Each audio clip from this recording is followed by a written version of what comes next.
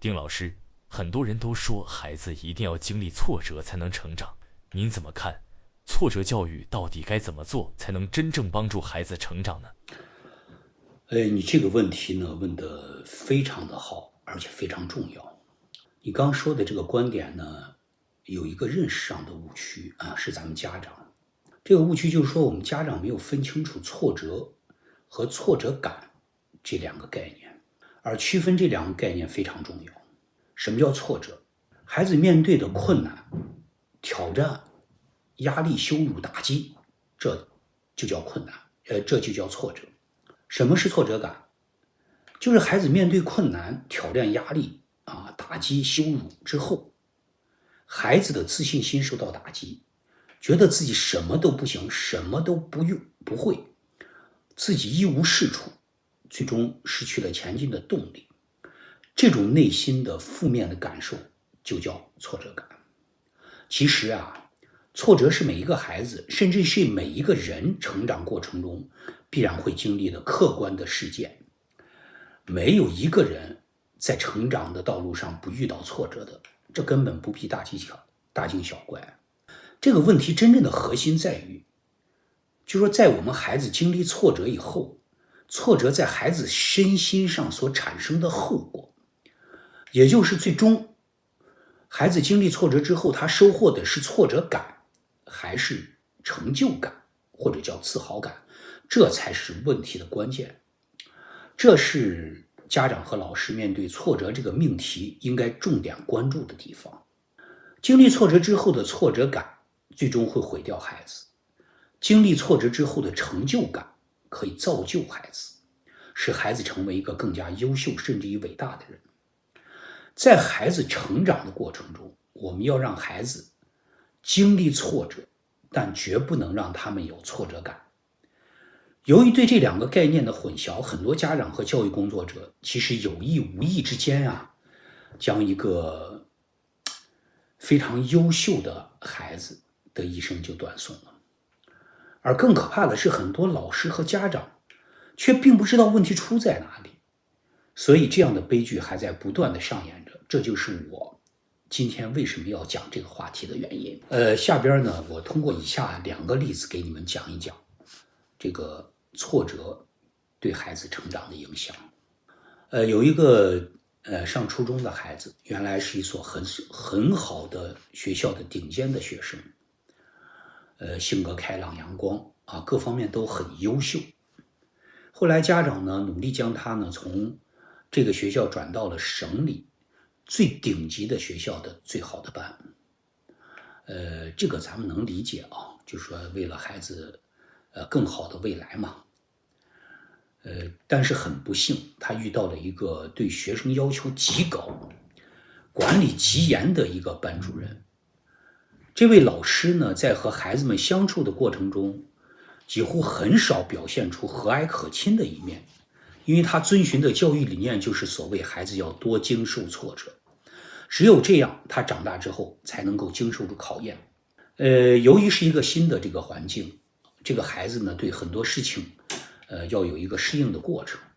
可是这个严厉的老师没有给他一个相对宽松的环境和时间来适应这个新的集体。当这个孩子有一些无关紧要的事情做得不太符合老师要求的时候呢，老师都会当着全班同学的面毫不保留地批评这个孩子。这是一个女孩子，使这个孩子自从来到这个新环境以后心里始终处在一种紧张和焦虑当中。随着这种状态的延续呢，这个孩子的学习成绩急速的下滑。即使在这种情况下呢，这个老师呢，在与孩子谈话的时候，字里行间仍然透露的是那种给孩子巨大的压力的语言。其实这个孩子呢，本来是非常优秀的，因为我之所以讲这个例子，是因为我知道嘛，这就是我身边发生的事情。可是就是因为一些无关紧要的小事，经常被点名批评。毕竟孩子还小这个自我调节能力呢，也不是很强，所以孩子的情绪受到了极大的影响。更不幸的是，这个孩子的家长也没有能够及时关注和调整孩子的心理状态，这就是对你们的一种提醒，导致这个孩子在不到半年的时间里，不仅学习成绩一落千丈，而且还得了严重的抑郁症，最后不得不休学。批评的教育方式本身没有错，但在新环境的适应期，这个孩子需要的是老师的关怀和保护，而不是指责。在这个事件中呢，这个老师是负有责任的。由于他给这个学生施加的精神压力，人为的给这个孩子制造了挫折，请记住，这是人为的制造的挫折，导致了孩子这种不幸的结果，使得这个孩子经历了人生中一次真正的重大的挫折，从而在孩子心中种下了深深的挫败感和挫折感。这么说吧，也许这个老师对曾经有过这样一个学生和这样一件事情早已经淡忘了，因为这个孩子这个学生可能是他众多的100、1000、10000个学生中的一个，然而对于我们家长而言却是100%，所以我们家长一定要在教育自己的孩子的时候要用心，要努力去学习一些教育的理论方法和技巧，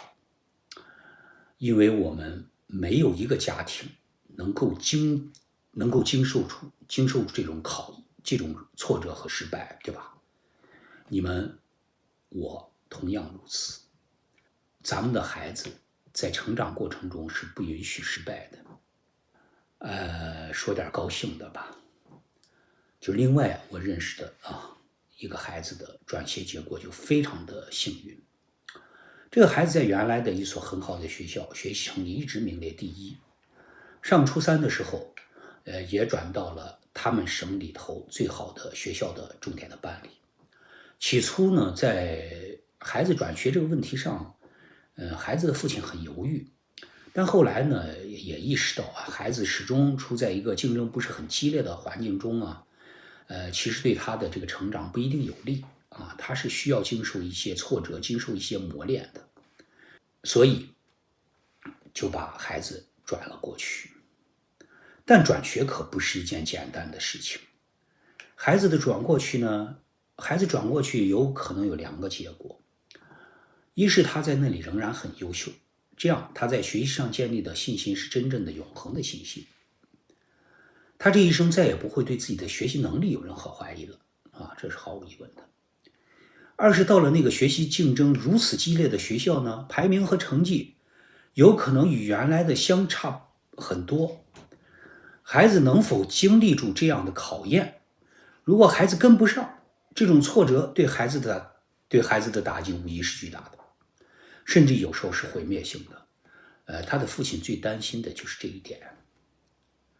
所以在转学的同时他的父亲对他进行了心理调节。新学校每个年级都有近2000名学生，都是全省顶尖的学生汇聚而来的。父亲告诉他，能在这里处在一个中游，即他的成绩能够进入前800名就很好了。父亲将他的期望值定低的目的是不想让孩子有太大的精神压力。孩子在刚转过去的第一次考试当中呢，成绩排在了400名左右，可以说这是他历次考试成绩中排名最差的一次。但由于他的父亲对他的要求并不高，在他考完了之后呢，孩子并没有太大的这个失落感。后来呢，这个家长又与他一起分析了这次没有考好的原因，认为这不是他自身学习能力的问题，有一些其他的这个2个学校之间的差异。同时呢，他的班主任呢也是一个非常好的老师，他呢就是说非常懂得如何鼓励孩子。当孩子这次考试成绩不理想的时候呢，老师为他分析了问题的所在，并告诉他这都是暂时的，并鼓励他说他是一个非常优秀的孩子，一定会有更优秀的结果。从那之后啊，这个孩子每次考试成绩都能进步上百名。几次之后啊，孩子就成为了该校最优秀学生的行列中的一员。他从原来学校的第1名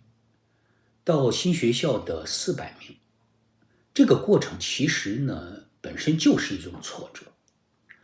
但是这种挫折，不同的孩子以及对孩子进行不同的这种教育，得到的就是不同的结果。他的父亲提前给孩子心里做了铺垫，做了准备，这时候孩子获得的是经历挫折后的自信和成就感，而不是挫折感。这个时候的这种挫折，对这个孩子来讲，就是一种成长过程中的财富。同样是转学，同样开始成绩都大幅下滑，这算是经历了同样的挫折。而第一个例子中的那个孩子收获的是挫折感，而后边这个例子中的孩子收获的是成就感。老师讲解的太好了，我们已经清楚了孩子经历挫折是正常的，而真正重要的是孩子经历挫折之后，孩子心理上留下的结果应该是自信感，而不是挫折感。那么我想请丁老师更具体的讲一讲，我们家长怎么才能将孩子经历的挫折转化为成就感，而不是挫折感。你问的这个问题呢非常到位，问到了问题的根本。这个问题的解决呢，我们家长必须注意2个方面。第一呢，要让自己的孩子练就跌倒之后能够爬起来的这种能力，也就是孩子自己战胜挫折的能力。孩子呢要有一定的自我心理调整和承受挫折的能力的在这个前提下，再让我们的孩子经历一些挫折。当然这些挫折最好是由小慢慢的增加，逐步的使他产生抵抗更大的挫折的这种能力。这样当孩子经受了挫折，跌倒了还能依靠自己爬起来，还能够自己往前走，这就像我们孩子小时候学走路，我们要不断的锻炼他，帮助他。这里千万注意，我们一定不能一开始就人为的给孩子制造一个大的挫折、大的考验，这种做法绝对不是挫折教育的好办法。这样做的结果可能是孩子跌倒之后再也爬不起来。那些经历了挫折而又真正走过来的孩子，一定是内心强大的孩子。这种内心的强大，大部分原因是因为你们家长正确的引导和教育的结果。而那些经历了挫折、跌倒了最终没有爬起来的孩子，不是他比别的孩子能力差，不是孩子本身的问题，而是他没有在老师或者家长的教育下做好迎接挫折的心理准备。挫折对任何人来讲都是公平的，在挫折面前是站起来还是倒下，不是由挫折本身决定的，而是面对挫折的那个孩子、那个人有没有经受挫折的这个能力，内心是否真正的强大，是由这些因素决定的。明白了这一点，我们在教育的过程中，家长在平时要给孩子进行各种有效的心理辅导和教育，让孩子逐步的具备接受挫折、挑战的这种能力和勇气。这就是孩子面对挫折之前应该注意的一个方面。我刚才讲的第2个孩子转学的事例，就是家长在孩子没有经历挫折的时候，提前给孩子打了预防针，做了心理的铺垫，让他在挫折还没有出现的时候就具备了承受这种挫折的能力，这才是真正的挫折教育。第二个方面就是这个孩子遇到家长也没有遇到的重大挫折的时候，也没有预见到的这种重大的挫折的时候，此时孩子面对挫折有两种可能性，一种是孩子可能依靠自己已经足够强大的内心，能够自己战胜挫折，这是最好的结果。此时我们家长只需要在旁边默默地注视着他战胜挫折的这个过程就行了。另外一种是家长已经意识到孩子根本无法依靠自己的这种能力战胜这个挫折，我们的家长此时要怎么样？要果断的、及时的、坚定的成为孩子行为和精神的支持，这样做也会使孩子的内心逐渐变得强大。这是第二个方面。我在讲孩子遇到霸凌，家长该怎么做的那个视频里边讲到了具体如何从心理上和行为上帮助支持自己的孩子。你们应该还记得我那个视频，对吧？在这里我就不再赘述了。霸凌就是孩子成长过程中遇到的挫折中的一种，没错啊。遇到霸凌之后，孩子获得的是挫折感还是自信心，取决于家长此时此刻的所作所为。我那个视频里边也是正反两个例子，那个视频的内容就是对孩子遇到挫折家长该怎么做的最好的解读。没有看过我那一期视频的家长一定要把我那个视频找出来看一看，你就会对孩子遇到挫折该怎么办有一个直观的感性的认识。请点赞、订阅、转发，这样你就不会错过丁老师新的视频。